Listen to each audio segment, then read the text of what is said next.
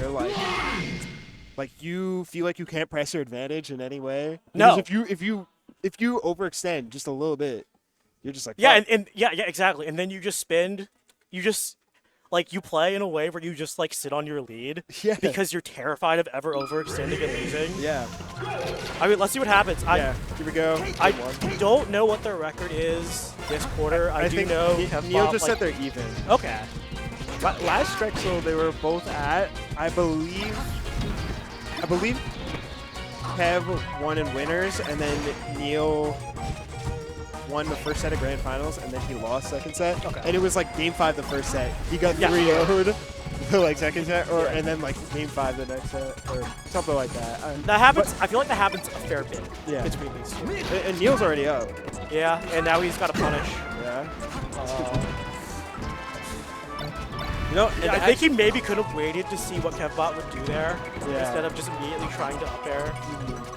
Because like Fox he's probably Kevbot's just like reacting to real double jumping to try to hit him, and they just let Kevbot back on the ground for free.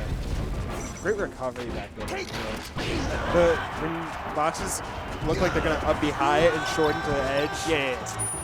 It's so fucking good. Neil up 2 stops already. Well, he's dead here. Kevbot said just couldn't get out of. Couldn't get out of. Couldn't dodge Kevbot's invincibility. That was crazy. That is the. I played this guy 10 sets this quarter. I wonder how Kevbot feels about being. I've talked to Neil about them a ton. You know, they had a really interesting conversation at Savos, which is probably the like most high-level conversation that's ever occurred at Savos. But they were just both like. But I agree with the sentiment. I think I brought it up. I was like, the Fox Titter is just really hard. Like, it is just a tough matchup.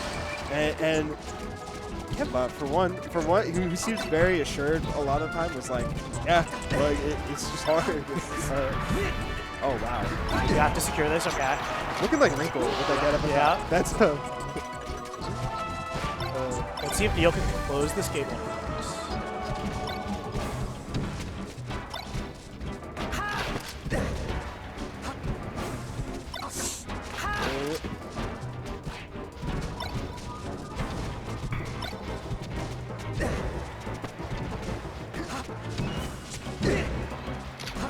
He found that up smash. That's crazy. Oh, and then Kevbot, the uncharacteristic slip up there.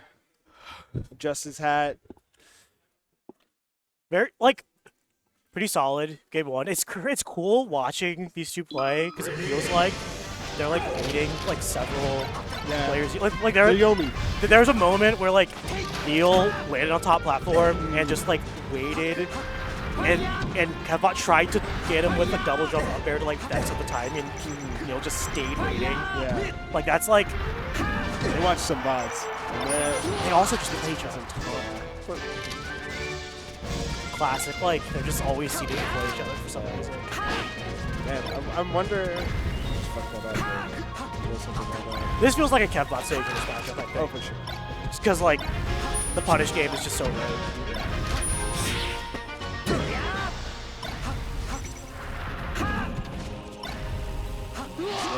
Covered it. Which is opposite starts to these two games. Yeah. This one feels like Neil has more of a mountain to climb. You know, it's actually, as details of that conversation with Savos are coming back to me, they put a ton of emphasis on running shine, actually. And they're saying how it's quite important. And I feel like for something that they were discussing so much, I'm not seeing quite as much as they were discussing. Maybe that's just the younger layer. Yeah, maybe. And Kevbot looking like he might. Of course, like Neil looking up. I mean, if you're Neil, this is just the FD game, right? Yeah. Just like how like your sets go with Kevbot. Like you want to take some momentum into game 3. Yeah. But you're definitely playing an away game right now. Yeah.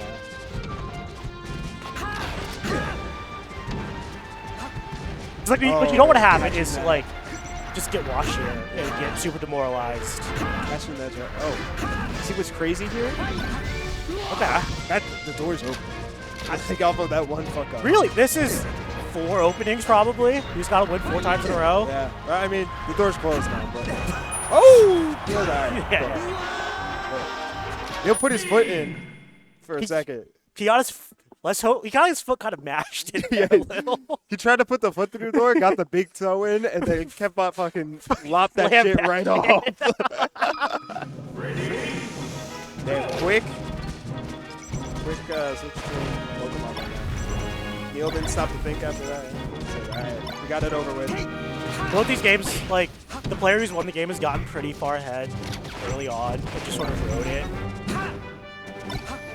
Oh, alright. That. Okay. Alright, now it's like. I feel like that's rare. Yeah, I feel like that is. Crouch cancel try that? Fire? Oh, you're the Fox player. Does that happen very often? Okay. I could have said that happens sometimes. A lot of things happen sometimes. Come on. I put him on the spot. Oh, ooh, a little, and the little laser. I guess he caught a jump somewhere there. Neil trying to steal the Kevbot tech, the Death Zone Blast obfuscated laser. Yeah. Hey, it unseals your moves. Yeah. Oh, does it really? It's awesome. That's some Smash Wiki shit that I would never Straight. Oh, good. Cool. Sometimes they just go straight. Yeah. Neil's turned this game around, but Kevbot's at the mythical percent.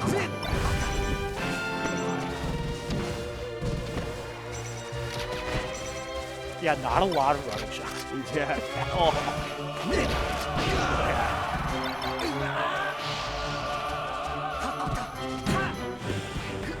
Neil just sort of got caught there off the windmill. Yeah. But now Kevbot also just got caught off of geometry.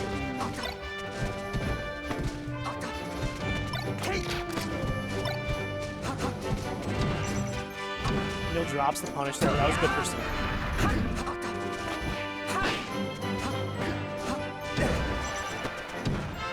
Just runs across the stage and dash attack. Dude, a lot of weird SDs. Yeah, this is not the cleanest of sets. And now, Greenland.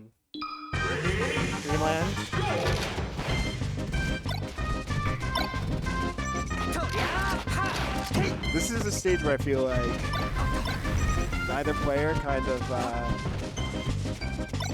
benefits too much. Yeah, it's a stage where you don't want to scrap, right? Yeah. Like, you want to be able to always dash back or jump out of danger. Yeah. And, I mean, with how wide FD was, it makes sense that he must have played this right here, too.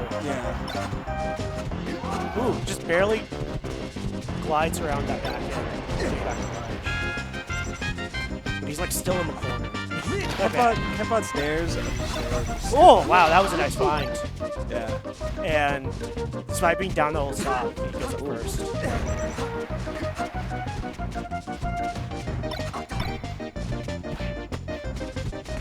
Yeah, I feel like Kevbot not playing 100%. To be honest, I'm not saying this is out of the realm of possibility for him.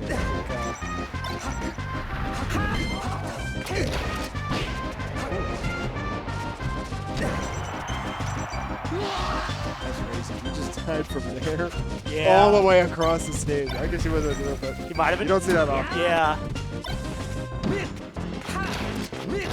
Yeah, I would say.